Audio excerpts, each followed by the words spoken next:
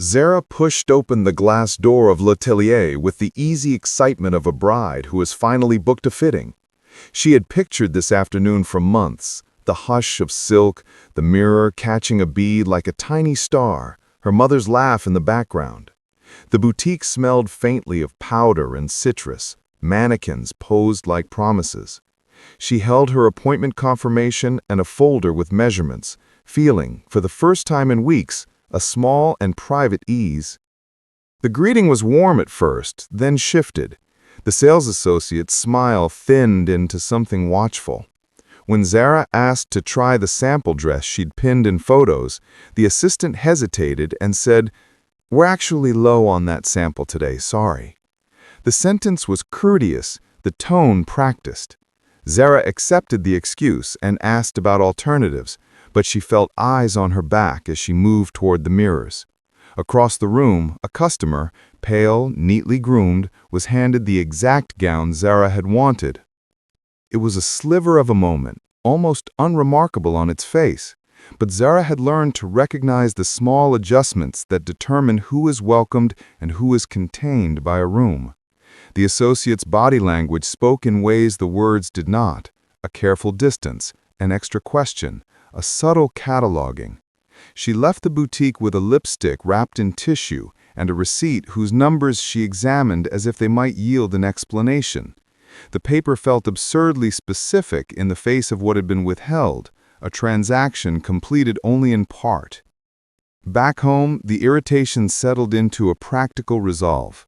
Zara watched the short clip she had taken on a whim, the assistant's back, the mirror angle, the casual handing of the gown to the other customer.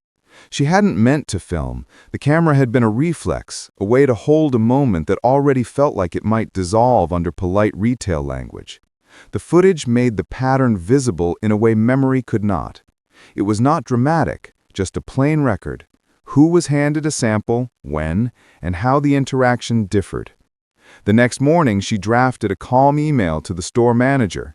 Attached a still from the clip, a photo of the receipt, and a brief statement of what had happened. No rhetoric, no broad claims, just dates, times, and a request for clarification. Was the sample truly out of stock? And if not, why had she been shown one response while another customer received different treatment?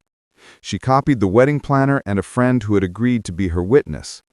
The manager's reply arrived with retail polish, an apology for how she felt, and a $20 voucher as a gesture. It was the kind of scripted response meant to soothe without changing systems. She read it twice and felt the familiar squeeze of being offered consolation rather than accountability. The voucher covered lipstick, not a question about how clients were chosen for full service. It left the pattern uncovered. That evening, she sat by the small plant on her windowsill and let anger rise, not loud, but steady and practical. This was not only about a dress.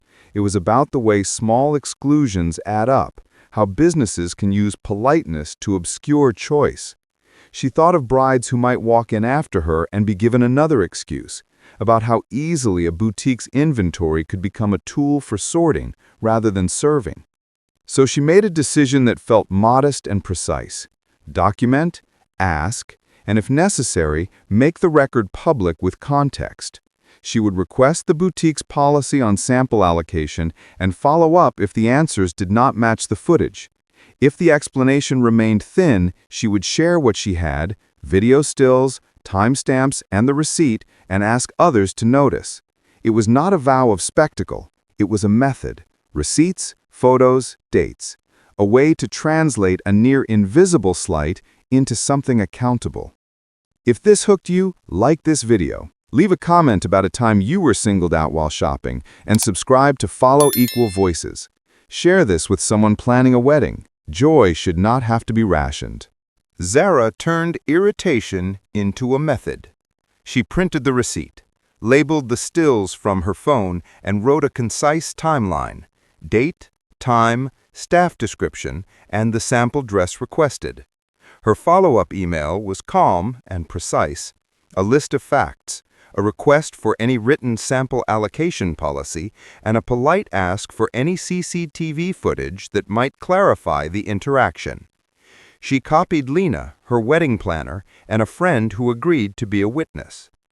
The boutique manager replied with corporate polish, an apology, the $20 voucher, and a line about prioritizing appointments by booking order and stock.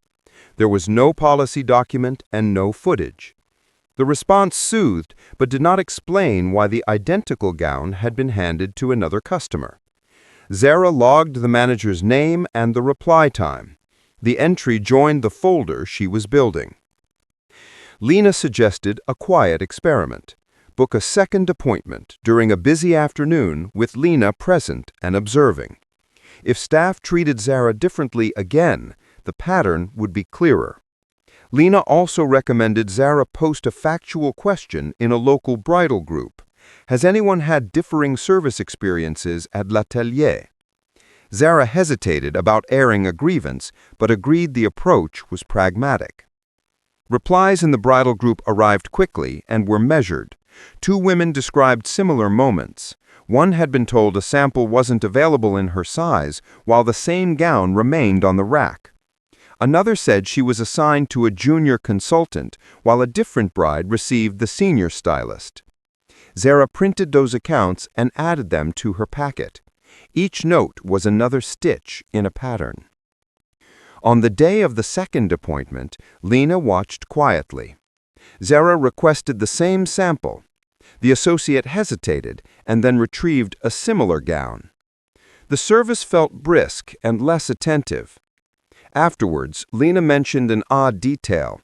The other customer had been addressed by name and offered champagne, small courtesies absent for Zara. Zara requested a meeting with the manager.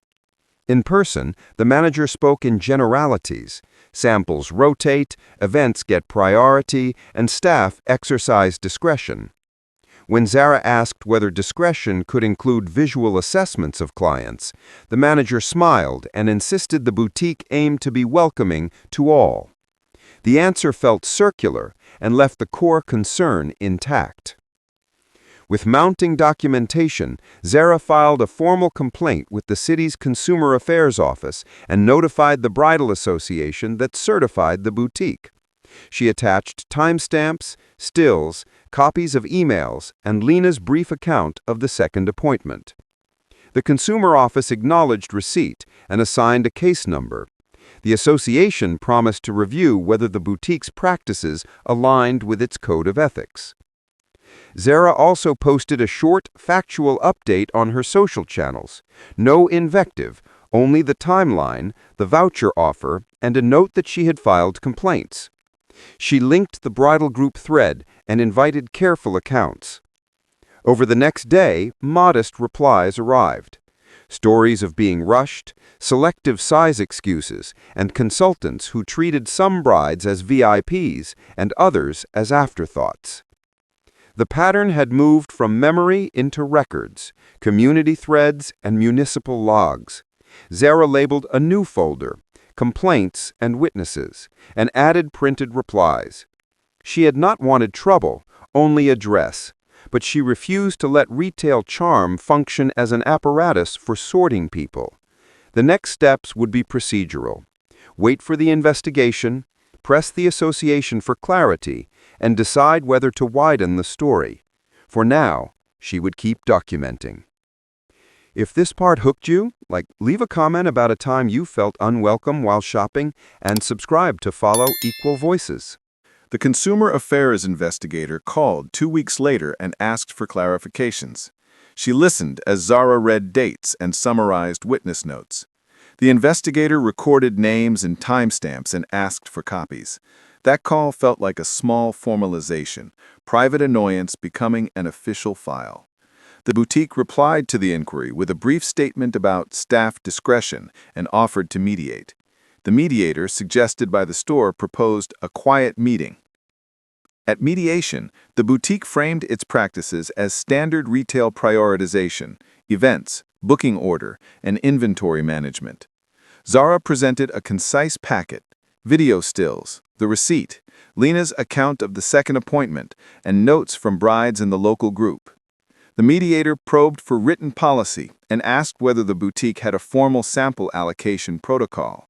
The manager admitted there was none, that staff used discretion when samples were scarce. That admission mattered. Discretion without rules creates space for bias to operate under the guise of routine. Zara asked the mediator for 3 remedies: a clear written policy on sample allocation, staff training on equitable service, and an apology that acknowledged the pattern rather than offering a voucher. The boutique offered a written apology and a third-party training session. The investigator pressed who would design the training, and would the boutique publish the policy for clients to see. Those precise questions shifted the conversation from feelings to mechanisms. Meanwhile, Zara's factual update in the bridal group had been shared by a local wedding blogger. The post attracted mixed responses: supportive accounts from brides who felt rushed or sidelined, defensive comments from patrons who loved the boutique, and a few dismissive takes. The boutique issued a public statement promising to review procedures. That statement was familiar retail language, but the association's involvement added pressure.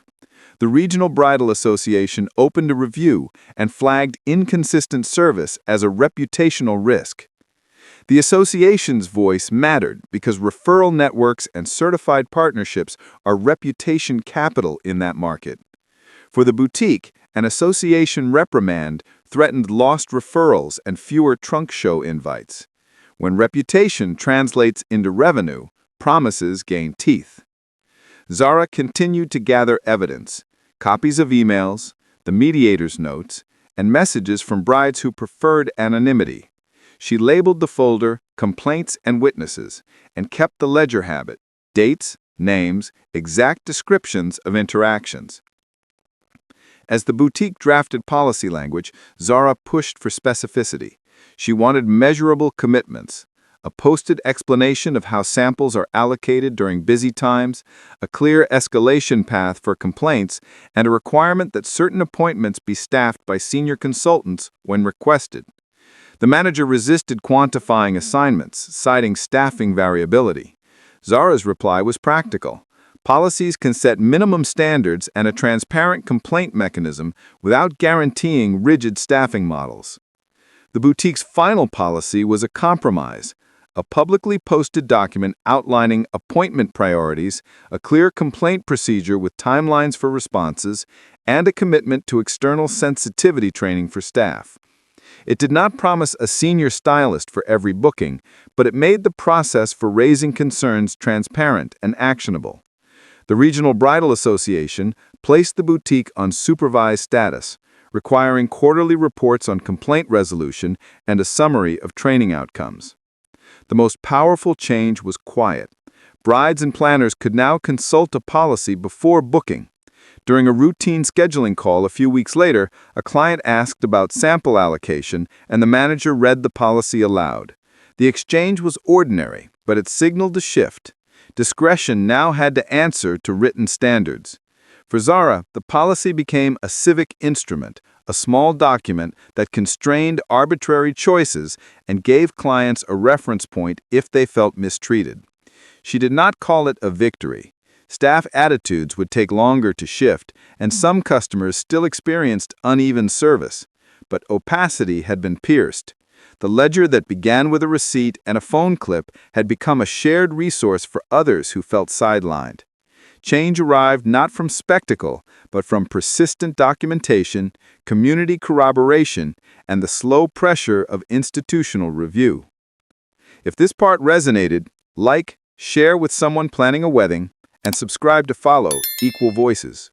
The boutique's supervised status changed the tone of daily business in small but visible ways. Managers began keeping appointment logs, staff completed the required sensitivity training, and the posted policy became a script for front desk conversations. For Zara, the shift felt practical rather than triumphant. Her ledger had nudged the machine of reputation and regulation, and now procedures had to answer to paper. Compliance, however, proved uneven. On busy days, some consultants reverted to old habits. The policy sometimes read like a checklist rather than a pledge. Zara continued to monitor the situation, adding new notes when she heard of fresh complaints and printing anonymous testimonies from the bridal group. She did not seek punishment. She wanted the policy to be real, not performative. An unexpected ally appeared in the network of planners the boutique relied upon. A trunk show coordinator, whose recommendations sent valuable clients to high-end vendors, told Zara she now required written policies before endorsing a boutique. That change in procurement practices created immediate incentives for the boutique to follow through. Reputation and referrals turned into leverage for fairness. The boutique then extended an offer that surprised Zara: to speak at a staff training session. She hesitated, exposing herself felt risky, but she accepted. At the session, she presented a few stills, read short entries from brides who wished to remain anonymous, and described how being treated as an afterthought felt on a day meant for celebration. Staff listened. Some shifted uncomfortably, and one senior consultant apologized in a way that sounded like a relief more than contrition. The conversation was candid and human, the kind of exchange that can change habits more than a memo ever will. Pushback was inevitable. Some online commentators defended boutique curation as part of luxury service. Others accused Zara of staging controversy. Zara's aim had never been to ban curation, but to daylight how discretion was used. The posted policy allowed vendors to maintain standards while providing a transparent complaints process and clear criteria for sample allocation. That balance meant the boutique could still offer tailored service without hiding selective treatment behind charm. Business shifted in measurable ways. The boutique lost some clients who preferred an exclusive experience. At the same time, planners and brides who valued clarity arrived. Several trunk show coordinators removed vendors who lacked written policies from their preferred lists. Over time, the boutique's market positioning adjusted. Transparency became a selling point rather than a liability. Through the months, Zara continued wedding planning. Lena arranged fittings, friends rallied, the ledger sat in a drawer, updated only when necessary. The administrative work had not erased the joy of choosing a dress. If anything, it threaded her plans with a new purpose.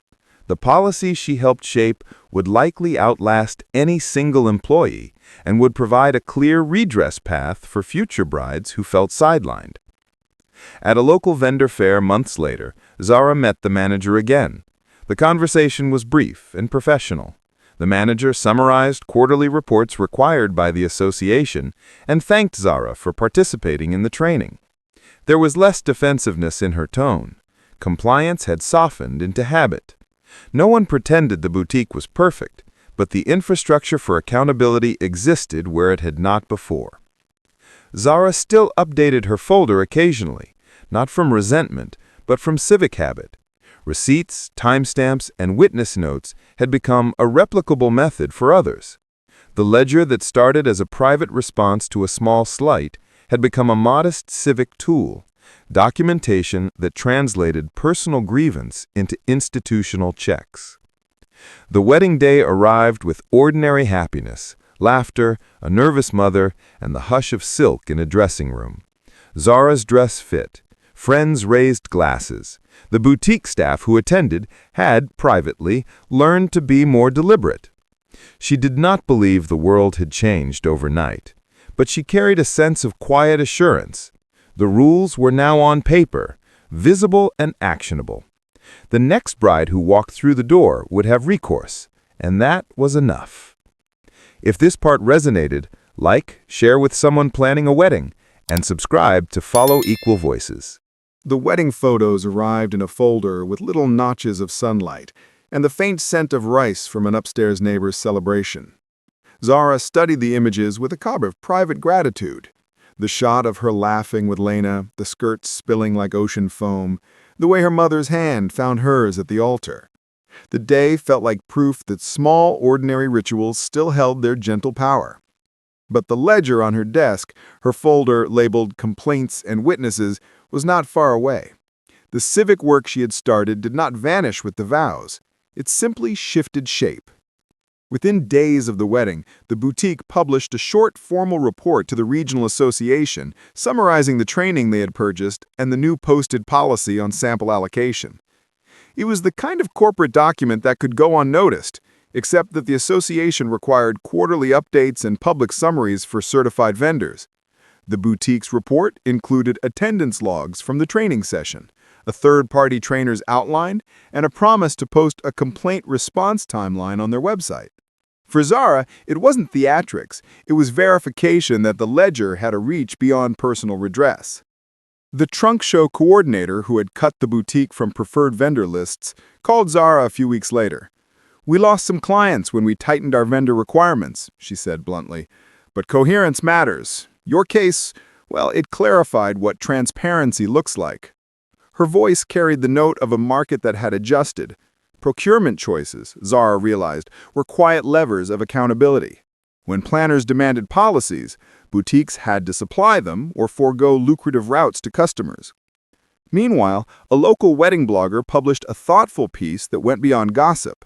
The post laid out the pattern the boutique's customers described, selective service, opaque priority rules, and praised the association's move toward oversight.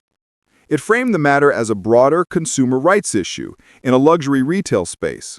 When curation becomes arbitrary, clients who don't match a manager's pictured ideal are at risk of being sidelined.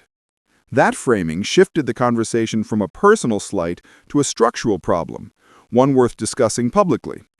Zara found herself receiving emails from brides she'd never met, stories that mirrored hers and slightly differed.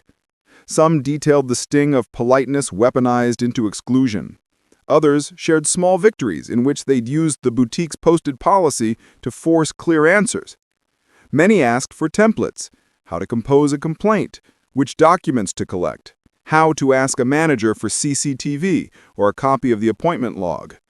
The ledger method had become replicable, and that appealed to people who wanted practical tools more than moral outrage. The boutique hosted a public forum in partnership with the association and invited planners, press, and a small panel of customers. Zara sat on the stage and answered questions about how she'd assembled evidence and why she chose mediation rather than immediate public shaming. She explained that the goal was not to ruin a small business, but to create predictable treatment. Her words were measured and practical. She emphasized process, posted policies, clear complaint routes, and independent review, over moralizing language. Not everyone agreed. A few clients and commentators argued that boutique curation was part of the aesthetic economy. Some stylists worried that too many rules would stifle creative service. But vendors who relied on trunk show revenue understood the calculus. Reputation now required visible standards. Transparency became a market differentiator.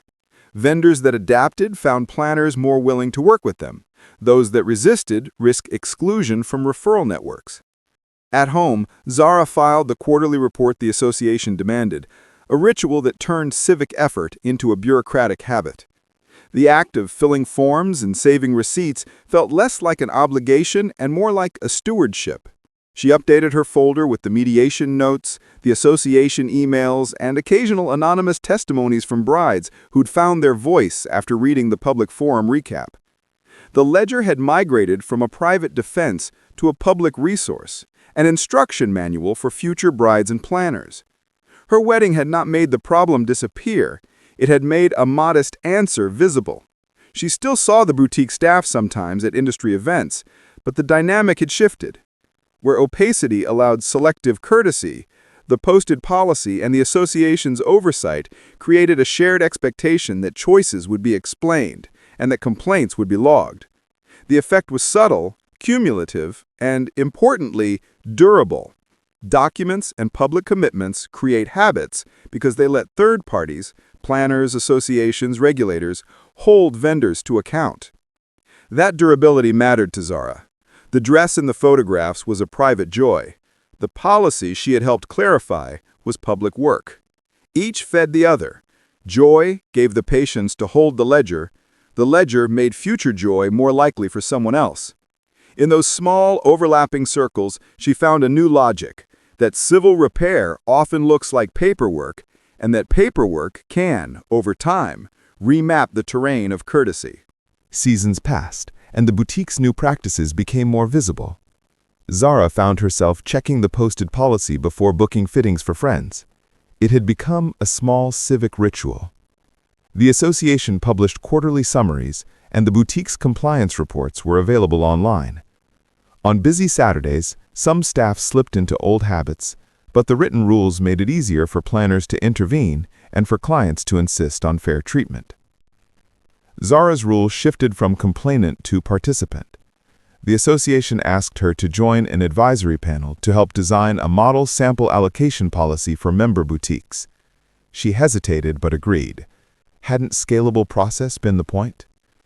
In meetings, she argued for plain language, simple complaint forms, clear timelines for responses, and a public escalation path. Her practical suggestions require staff to record when a sample is allocated, post priority criteria, and publish training outcomes, won support. Not every vendor embraced the model. Some saw rules as a threat to curated service. Others adapted because planners demanded it. Trunk show coordinators updated their checklists and began favoring boutiques with posted policies. Procurement practices shifted. Transparency became, quietly, a market advantage. Change was uneven. An interim manager at L'Atelier introduced new hires unfamiliar with the revisions. Compliance wobbled until retraining became routine. The association started brief audits to match reported practices with realities. Where a posted policy proved performative, the boutique faced censure. That accountability turned paper into practice. Setbacks still happened. A seasonal hire reverted to familiar phrasing, "We're low on that sample," and a planner filed a complaint. Zara emailed the manager, referenced the policy, and the manager arranged immediate retraining. The quick corrective action suggested the infrastructure now worked. Complaints triggered process rather than placation. The handbook that grew from Zara's case, templates, front desk scripts, and complaint letter examples, entered wedding planning courses. Lena introduced a workshop teaching clients how to document service issues, what to ask when booking, and how to escalate politely. The sessions balanced protection with pleasure, how to preserve celebration while insisting on fairness. Zara found teaching unexpectedly satisfying. She used anonymized stills, redacted timelines, and pages from her ledger to demonstrate precise documentation without vindictiveness. Brides left with simple scripts to ask about sample allocation when booking, and with templates to lodge a complaint if needed. For many, those tools felt empowering rather than confrontational. Public conversation widened. A consumer column cited the boutique story as an example of designing fair systems without eliminating curation. Hospitality programs used it as a case study on how reputation and transparency reshape markets. L'Atelier updated its website to make the policy prominent, and the training firm that led its sessions launched equity and luxury retail workshops for other high-end vendors. The ledger on Zara's counter remained a civic memory. She continued to file anonymous reports when friends encountered issues and kept correspondence with the association. The plant on her windowsill unfurled a new shoot that spring, a small proof that life and civic work could grow together. Joy and repair, she realized, were not opposites. Tending a dress and tending a policy both required care and attention. Zara did not expect a perfect world. She had learned to value incremental institutional shifts, a posted policy someone could point to when an excuse surfaced, a complaint mechanism that produced a timeline, and procurement practices that rewarded transparency. Those infrastructural changes meant the next bride would face fewer polite exclusions. Civic repair, she discovered, was routine work. Emails, meetings, trainings, and the steady habit of recording discrepancies. The ledger had been her first tool. Now others used the method. The burden lightened as practices diffused. The work continued, quietly, as a new normal that made small joys more reliable. If this part resonated, like, share with someone planning a wedding, and subscribe to follow Equal Voices. The association's audits turned quiet habits into durable practice. At first, the checklists felt bureaucratic. Training invoices, attendance rosters, and quarterly complaint summaries. But over months, those small obligations changed how the boutique operated.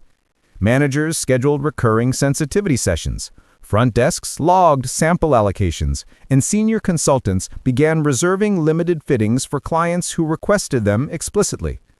The shift was granular and often invisible, but it altered the baseline.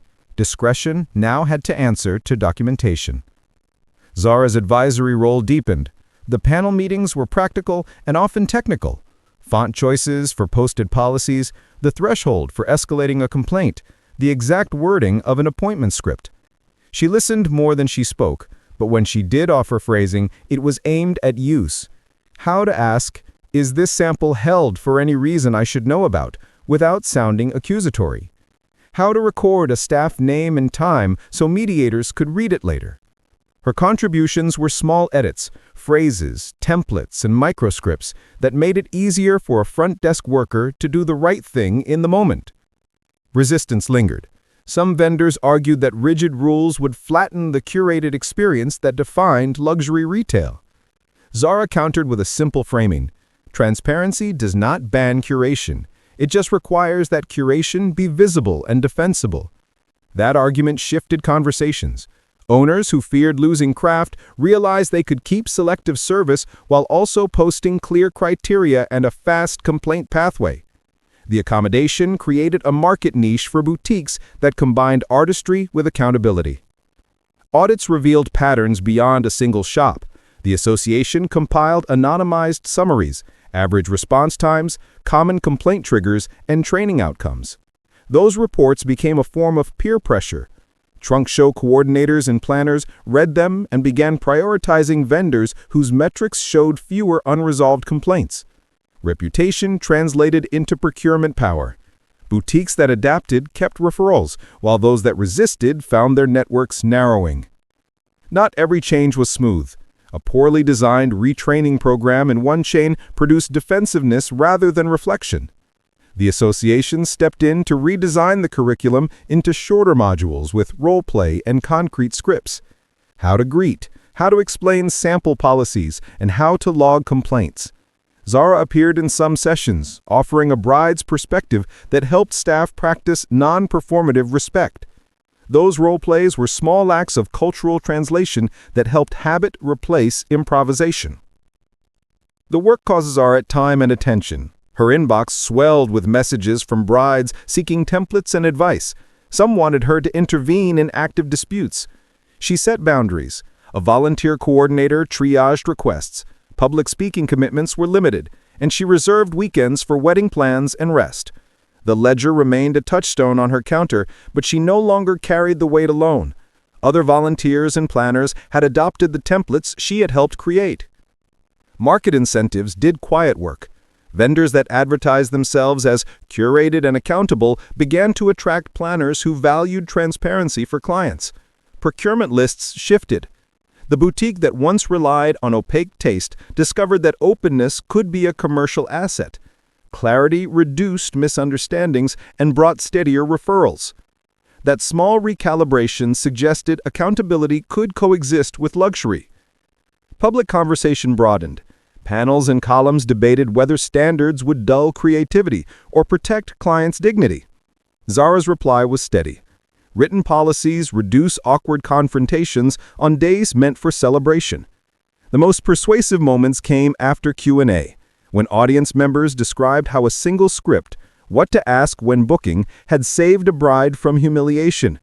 Practical tools mattered more than moralizing language. In time, the ledger's method spread. Checklists, timestamp notes, and brief witness statements became standard advice in planning workshops. The association published a model sample allocation policy and a short handbook with complaint templates and front desk scripts. These resources moved the burden from individuals to institutions.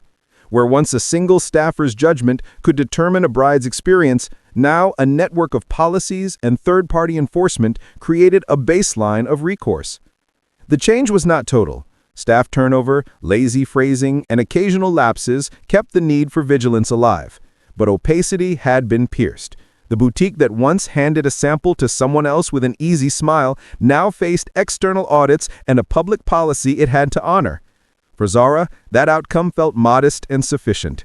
The ledger that began as a reaction to a small slight had become a civic tool that taught others how to refuse polite exclusion. Years later, the policy landscape felt less like a sudden sweep and more like the slow accretion of ordinary acts. The association's model policy circulated widely. Boutiques adopted its language and training modules, and trunk show coordinators updated procurement lists to favor vendors with clear, posted standards. The change was not uniform. Some shops resisted, and some embraced clarity. But the baseline had shifted. For Zara, that shift brought a quiet consolation. A bride could now walk into a salon with a simple expectation that choices would be explained, rather than arbitrarily assigned. Her advisory role settled into a steady rhythm. She reviewed drafted policies and suggested edits that kept language plain and actionable. Advisory meetings focused on implementation, where to post a policy so patrons would reliably see it, how to design a one-page complaint form, and which staff roles should sign off on training rosters. Those details felt small and mundane, but they were the work that turned principle into practice. Staff turnover remained a practical challenge. Each rotation required retraining. Some new hires defaulted to charm because they had not learned scripts that balanced warmth with clarity. The association's quarterly audits flagged common lapses and provided corrective templates. Enforcement lived in repetition: policy, training, audit, correction. And that steady cycle produced habits that outlasted any single manager's tenure. Zara's civic work softened into tools and teaching. She led brief workshops for engaged couples on what to ask when booking a fitting and how to document interactions without turning celebration into conflict. She and Lena produced a booklet, Planning with Care, offering sample questions, complaint templates, and a one-page checklist brides could bring to appointments. The booklet circulated in planners' offices and community centers.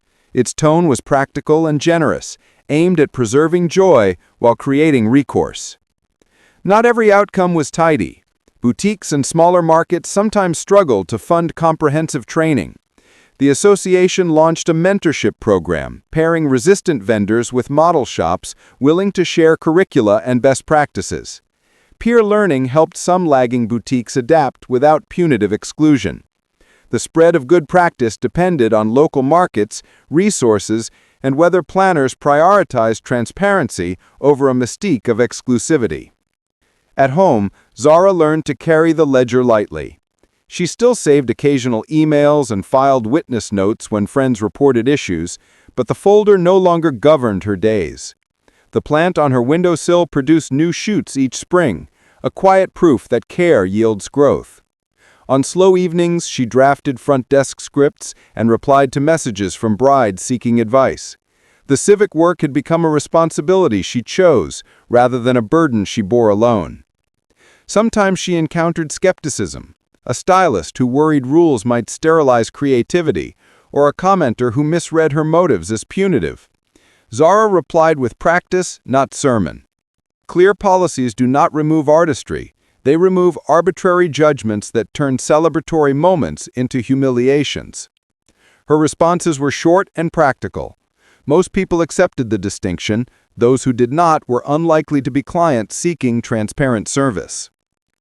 The most satisfying moments were small and human. A bride texted to say staff had read the posted policy aloud and explained sample allocation without awkwardness. A planner thanked Zara for the booklet that helped negotiate a fair contract. Those notes felt like currency, evidence that a modest method had eased someone's path. One afternoon, Zara walked past L'Atelier and noticed the printed policy beside the gilded mannequins. It was a sign of slow civic repair, rules and rituals that made exemption harder to hide. The ledger had done its quiet work, turning a private slight into a practical tool others could use. That, she thought, was the most useful kind of victory. Not a headline, but a room where dignity had been made ordinary. Zara's story shows how a private slight can be translated into public practice through careful documentation, community corroboration, and persistent work at the level of procedure. She did not seek spectacle. She collected receipts, took stills, asked precise questions, and invited institutional scrutiny. Those modest acts, organized into a ledger, a packet, and a set of clear requests, created a path for accountability that other brides, planners, and vendors could follow. The change rarely arrived as a dramatic headline. It looked like a posted policy, a training roster, a one-page complaint form, and quarterly audits. It looked like a trunk show coordinator updating procurement lists, and a boutique adding a visible escalation path for concerns. Those shifts mattered because they moved discretion from private gestures by individual staff to processes that could be checked. When rules are visible, excuses become harder to hide. There was cost. Zara spent time, energy, and emotional labor to assemble evidence and to stand publicly when asked. Not everyone can or should shoulder that burden. The association and the coalition worked to share resources, templates, and mentorship so individuals would not have to invent the method alone. The civic tools she helped shape were meant to reduce that cost for future brides and clients. If you take one practical point from this story, document. Keep receipts, timestamps, and short witness notes. Ask for a written policy when you book, and use a simple one-page script to escalate a concern. These small practices do not guarantee perfection, but they create a record that institutions and associations can respond to. And over time, records change behavior. If this episode resonated, share it with someone planning a wedding or save the booklet for your planner. Small acts of accountability can make ordinary joys less fraught. For more equal voices, real people, procedural fixes, and the slow work of making institutions answerable, subscribe and join the conversation.